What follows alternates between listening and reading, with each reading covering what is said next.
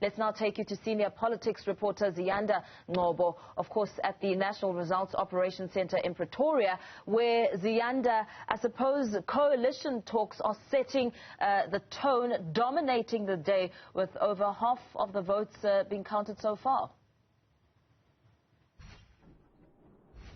That's right, Mpho. Their horse trading has begun, but before there can be any pinning down of agreements or anything like that, let's take a look at the 5 metros, Mpho, and look at the history of them. I'm going to be speaking to the CSIR's Pravesh Debba. Thank you so much for your time. I mean, we know your numbers are what we usually use in the media to say, okay, the CSIR has called it, and usually, as you already told me yesterday, there's only about a 2% marginal difference. Let's start off with the Nelson Mandela Bay. What are your projections so far? I mean, is it too soon yet, or is 58% a good number to start actually giving a way forward in that area? For Nelson Mandela Bay, at this moment, 38.9% of the voting districts have been declared, and that's a reasonable amount of voting districts that to be declared in order for one to, give a prediction. So what we're sitting at for Nelson Mandela Bay is that the ANC, we expect them to end up around about 39.1%. For the DA, we are expecting them to end up around 42.2%. So there has to be some agreement with these parties, with either themselves or with one of the other parties, which the ACDP, we are expecting them to end up with 1.2%.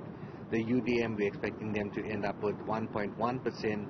The Freedom Front Plus, we are expecting them to end up with 1.5%. The only other party that is quite high is the EFF, and we are expecting them to end up at 6.6%. So it seems like with Nelson Mandela Bay, if ANC and DA do not form some sort of agreement between themselves, they would have to form an agreement with at least 2 other parties.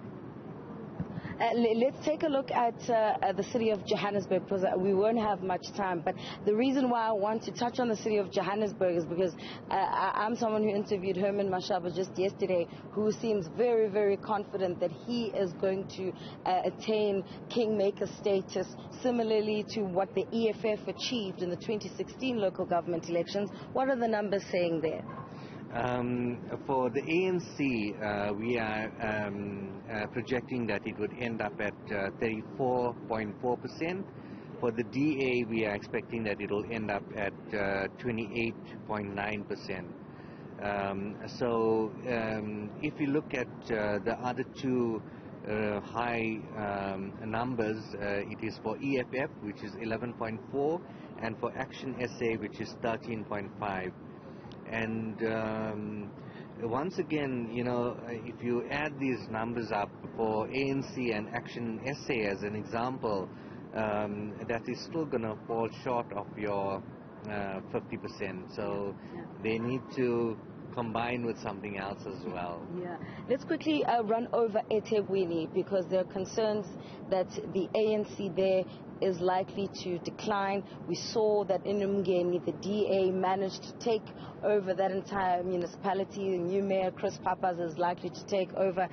And also because it's the only metro that the ANC was fully in control of, with more than a 50% majority. Are they going to still retain this? From what we are projecting now, in eThekwini, the percentage of voting districts that has been declared is a little low. It's 28.2%. So with that, what we're projecting as a final outcome, for ANC, we're projecting 42.3%, for DA 25.6%, and for the EFF 10.6%. Also the IFP, we're looking at projecting that at 9.8%. So again, there needs to be some sort of agreement as opposed to what it was previously with the ANC ruling that, yeah. Very interesting numbers. Coalitions, and more coalitions. That's clearly the message from Pravesh Debba from the CSIR, a very reliable institute when it comes to giving projections and an idea of what's likely to happen. Curious to find out how the ANC is going to maneuver this, given the fact that, former Ekurhuleni Mayor Mzwandile Masina has admitted that the ANC does not have a legal framework or anything in writing as to how they approach coalitions, and it seems that in many aspects the ANC will have to actually negotiate with other parties to be in power.